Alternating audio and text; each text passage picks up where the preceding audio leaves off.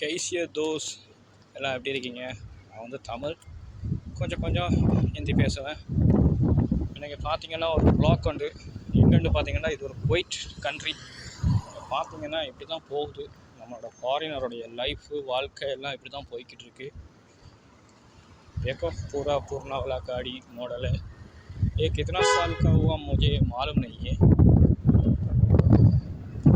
आज बहुत हवा मारता है, इनकी फुल्ला काता தான் இருக்கு.